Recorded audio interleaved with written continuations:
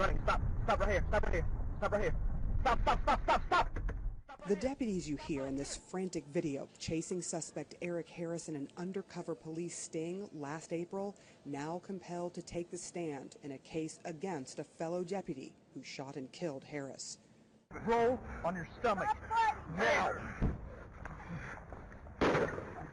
Yeah. Oh, oh, he shot it. He got him. Shot him in the back. The voice saying I'm sorry is then 73-year-old volunteer reserve sheriff's deputy Robert Bates, who says that video proves he shot Harris mistakenly, yelling taser before he fired. Bates says he meant to use his taser, but instead pulled his gun. I saw the light and I squeezed the trigger and then realized I dropped the gun. This was not an intentional thing. I had no desire to ever take anyone's life. He shot me! He shot me! The prosecution says Bates is culpably negligent and charged him with manslaughter. The prosecutor pointing out none of the full-time deputies fired a weapon.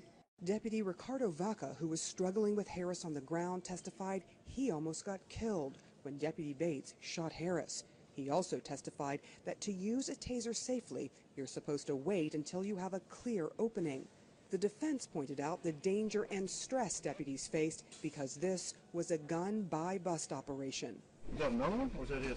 That's it. Sweet, that's a nice gun. Jurors also heard from two deputies who say a few minutes before the bust, they thought they saw 73-year-old Deputy Bates asleep or nodding off in his patrol vehicle, concerned he wouldn't hear his radio.